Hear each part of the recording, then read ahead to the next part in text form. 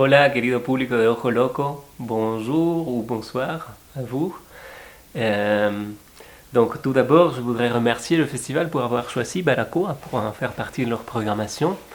Et j'aimerais pouvoir voir le public pour faire cette présentation, mais bon, c'est tout étrange. Je vais essayer quand même de faire de mon mieux, de ne pas faire trop long. Euh, donc je pense que quelque chose qui fait du sens de raconter avant de voir le film, sans trop raconter le film, c'est simplement comment le projet est né et comment est née ma rencontre en fait avec ces protagonistes. Donc je me suis rendu à Cuba en 2016 pour un atelier dirigé par Kiarostami à l'école de cinéma de San Antonio de los Baños. Et j'avais en tête juste une petite idée, donc un point de départ pour faire un court métrage avec un enfant comme protagoniste qui devait rester, qui restait seul à sa maison, mais il trouve plus son chat, donc il devait sortir chercher son chat dans le village.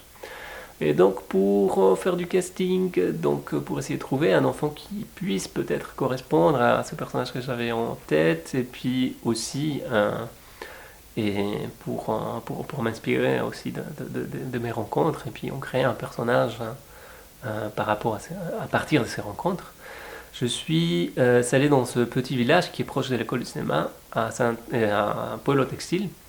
Donc, et là, j'ai rencontré beaucoup d'enfants en fait, qui étaient tous adorables hein, et très enthousiastes, très accueillants.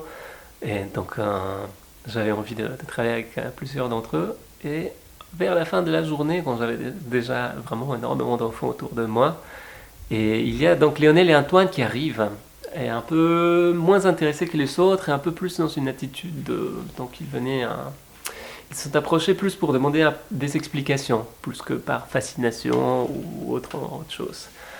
Et donc, et là, donc le plus petit, Lionel, il s'adresse à moi et s'était collé tout le temps, comme vous allez le voir dans le film. Mais c'était le plus petit donc qui me parlait, puis elle me dit en gros, il me demande de m'expliquer. Je lui raconte donc cette histoire que je cherchais un enfant pour protagoniser mon petit film. Et il me dit, mais pourquoi tu cherches qu'un enfant? Parce que nous, on aimerait bien jouer. Donc d'abord, il discute un petit peu entre eux, puis il revient vers moi. Il me dit, en fait, oui, on aimerait bien jouer dans le film. Et moi, j'étais déjà complètement fasciné par eux. Il me dit, mais pourquoi tu veux que un? Parce que nous, on aimerait bien y être les deux. Donc, je lui dis, bon, je lui explique le scénario. Et il me dit, mais pourquoi tu cherches que un enfant? Alors que, évidemment, si on est les deux, on trouvera le chat beaucoup plus vite. Donc avec cette négociation du scénario, moi j'étais convaincu. Et puis donc du coup on a très vite fait un contrat, on s'est serré la main, on a dit bon on va travailler ensemble. Donc par contre je leur ai demandé de me donner un petit peu de temps et puis de me laisser passer un petit peu de temps pour observer leur quotidien pendant 2 3 jours afin d'écrire un nouveau scénario inspiré de leur quotidien et de leur vraie vie. Et puis je leur proposais aussi de me faire des propositions, des choses qu'ils voulaient faire dans le film ou des choses qu'ils voulaient qu'il se passe dans le film, donc de le faire. Et ça a été une très belle collaboration, ils ont fait des propositions aussi. Et donc on a donc fait ce premier court métrage qui s'appelle Pescal. Et l'expérience était tellement profitable, pour le dire ainsi, que l'envie de faire un projet plus conséquent, donc un long métrage, était déjà là depuis le début, disons, depuis ce début d'expérience.